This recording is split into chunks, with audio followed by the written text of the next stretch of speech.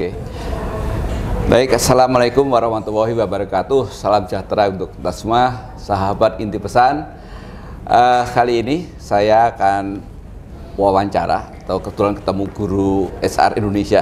Jadi teman-teman saya ajak untuk melihat bagaimana beliau mempersiapkan diri untuk menjadi orang nomor 1 di HR. Nah, tapi mulai dari bagaimana seorang staf itu bisa menjadi manajer, kemudian bagaimana manajer itu menjadi seorang HR. Nah, kira-kira kalau Anda ini semua adalah orang-orang HR, sementara Anda sekarang mungkin staf ya teman-teman, atau barangkali sudah manajer, nanti kita lihat apa yang akan disampaikan beliau untuk karir seperti itu. Pak Ruki, terima kasih Pak. Sama-sama. Kesempatan ini Pak, saya ingin menanyakan ini Pak, kan banyak teman-teman ini berprofesi sebagai, tadi Bapak istilahnya kecemplung gitu ya, tapi ada orang yang memang pada saat dia masuk kerja itu mulai dari staff ya, mulai dari officer kemudian. Nah, yang saya ingin tanyakan pertama adalah untuk teman-teman staff ini, kira-kira apa basic apa yang harus dimiliki oleh orang staff untuk menjadi manajer HR? Nah, kira-kira apa pengalaman Bapak selama ini? Ya. Jadi berbeda dengan saya yang istilahnya tadi kecemplung ya. Ya. Saya datang dari bidang lain. Iya. Dalam pengalaman saya di karir saya bukan membanggakan, tetapi banyak dari staf saya yang bisa mencapai sampai direktur. Seingat saya dari tahun 75 sampai tahun 97 barangkali ada 5 orang itu semua. Ya, ada yang sekretaris sampai jadi direktur. Yang sebelumnya 2 orang ya sekretaris. Kemudian ada yang cuma staf biasa juga sampai direktur di perusahaan besar. Nah, jadi saya sendiri pertama memilih memang yang saya tarik jadi staf saya, pembantu saya adalah orang yang mereka yang serius ingin belajar. Pembelajar Pak ya? Pembelajar, ingin tahu lebih banyak, ingin bisa dan ingin maju. Bukan hanya sekedar saya sudah puas di sini aja, saya agak sulit. Itu cara Bapak melihatnya gimana? Saya dari lihat apa yang mereka lakukan saja selama ini. Jadi wawancara saya tidak menggali apa kamu suka belajar atau tidak. Saya bilang bukti kamu pernah belajar apa. Jadi saya tidak tanya itu. Saya lihat aja riwayat hidupnya. Apakah selama ini dia atau mereka itu banyak belajar hal baru atau sering bertanya pada saya, menanyakan ya, atau minta Pak boleh nggak saya ikut yang belajar itu dan sebagainya. Dari situ aja bisa kita lihat ya. Jadi itulah kunci nomor 1 adalah keinginan untuk belajar terus, untuk menguasai hal-hal baru, menambah dan memperkaya kompetensi kita. Pengetahuan, keterampilan, dan yang kedua khususnya adalah yang kemampuan soft skills itu yang nomor 1. Justru soft skill Pak ya? Soft skills, ya. Untuk tingkat manajer kan? Sampai semua, level bawah pun sama. Soft skill, jadi keterampilan teknis itu bisa dipelajari dengan cepat dan sebagainya. Tapi soft skill itu sangat terkait dengan sikap dan perilaku kita, kebiasaan kita, dengan persepsi kita. Jadi soft skill itu kan cara kita berkomunikasi, berhubungan dengan orang, berinteraksi. Tapi saya beri tadi contoh-contoh beberapa hal, gitu kan. Jadi itu yang soft skills itu harus dikuasai. Lalu kemudian kita punya target-target itu tadi. Bahwa saya bilang, masa saya cuma jadi manajer doang gitu kan?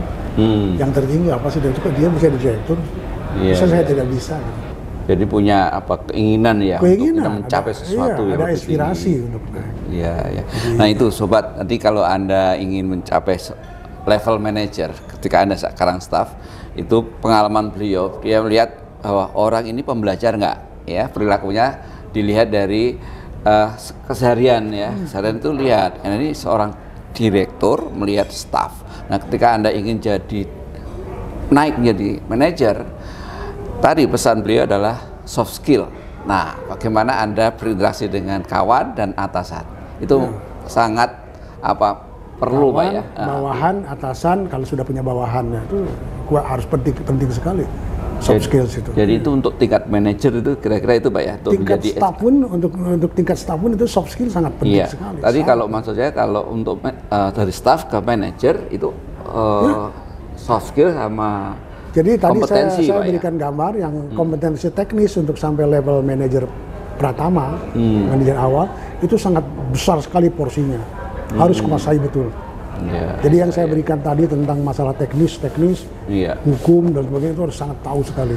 Oke, kalau untuk level orang nomor 1 HR, pengalaman Bapak dulu kan Bapak pasti langsung jadi manajer ya dulu Bapak? Saya langsung manajer karena di tempat lain saya sudah officer lalu manajer.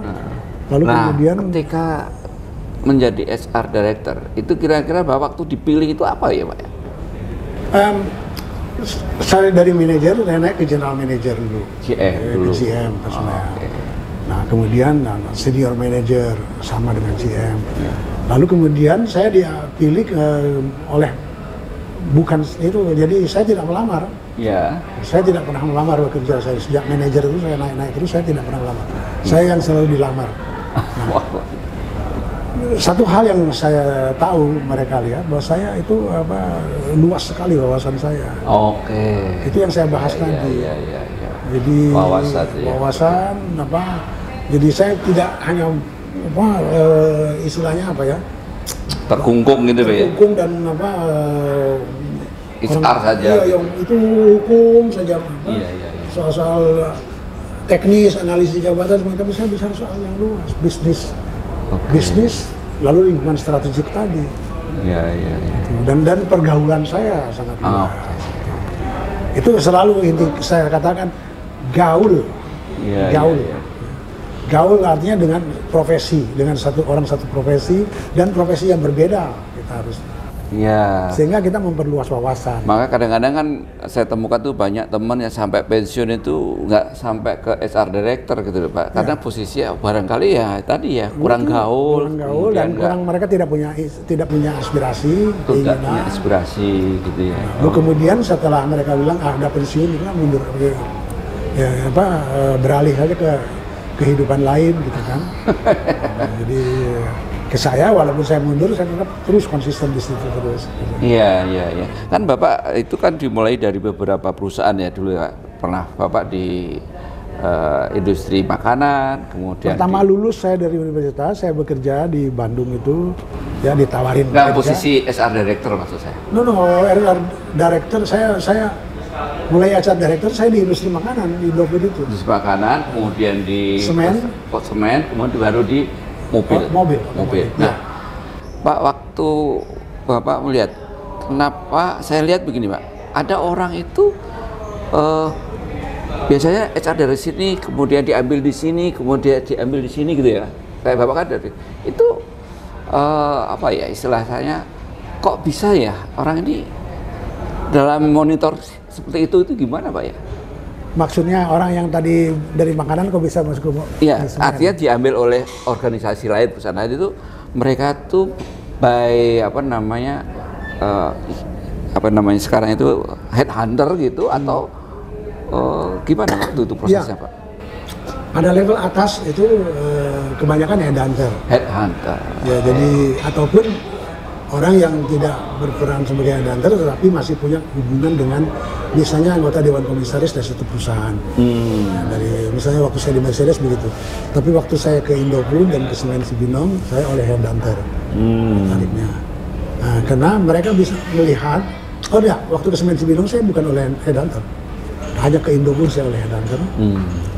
Nah, mereka bisa lihat dari media, dari berita dan sebagainya, dari juga mencatat bahwa koran juga. Apalagi sekarang ya, di LinkedIn gimana dan sebagainya. Ini sekali orangnya nih cocok nih kelihatan masuknya. Gitu. Jadi bisa itu. Saya dan Bapak dulu kan kalau nggak salah pencetus MSDM itu ya, PMPI, Perhimpunan itu mungkin juga menjadi itu salah satunya modal sosial Bapak yang luar biasa. Persis, itu modal sosial saya dan modal untuk menambah kompetensi saya. Dari situ. Betul Pak. Jadi teman-teman itu kira-kira ya kalau untuk menjadi HR Director itu ternyata apa yang disampaikan Pak Ruki, modal sosial Anda harus kuat ketika Anda existing di situ. Karena apa?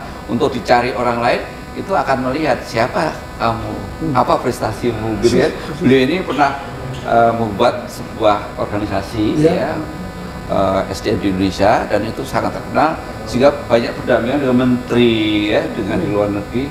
Akhirnya beliau dikenal sehingga perusahaan sangat mudah untuk mengenali beliau. Nah, ini teman-teman yang sekarang mungkin menjabat HR Director, perlu Anda terus kembangkan modal sosial Anda supaya Anda bisa diambil oleh perusahaan lain kalau Anda pensiun di perusahaan itu. Saya kira itu. Pak, pesan lain barangkali untuk teman-teman ini yang HR Director ini apa yang bisa itu. Jadi ada aspirasi, lalu ada keinginan untuk belajar, keinginan untuk memperluas. Belajar itu artinya memperluas wawasan, kompetensi, meningkatkan kompetensi, dan kemudian itu gaul itu. Gaul ya. Jadi gaul itu selain kita berusaha supaya kita diketahui dan dikenal orang, tapi kita juga nambah ilmu dari situ. Saya bukan pendiri utama dari Perhimpunan Manajemen Personalia waktu itu, tapi saya salah seorang saja. Karena yang lain itu direktur, tapi saya sengaja nempel ke mereka, dan mereka lihat saya orang yang senang kerja, mereka percaya saya, ajak saya. Jadi wakil sekjen yang pertama kali. Wakil sekjen ya. Kemudian saya naik jadi sekjen, lalu saya pergi ke Kalimantan dulu. Ya, ketuanya. Waktu itu Ketuanya Pak Haryono, direktur dari BAT. Oke. Oh, BAT. BAT. Lalu Rokok.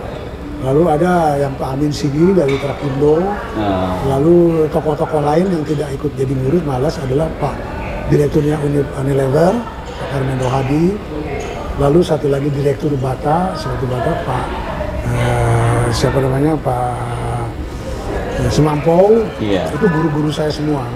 Jadi saya sering bertemu mereka ke kantornya, minta bimbingan, minta petunjuk dan sebagainya. Dan mereka dengan senang hati.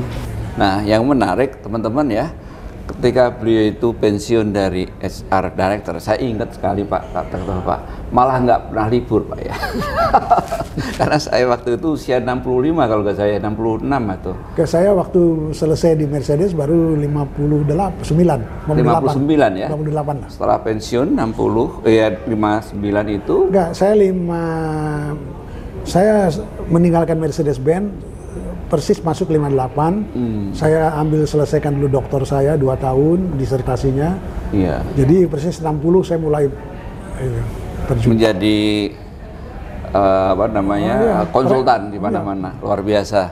Jadi teman-teman, saya ingat beliau waktu pensiun itu nggak pernah libur lagi karena banyak perusahaan yang justru menggunakan pengalaman, pengetahuan, dan keterampilan beliau dalam manajemen human resource, dan saya kira ini menjadi perjalanan yang luar biasa sehingga saya menganggap beliau ini adalah guru besar HR Indonesia.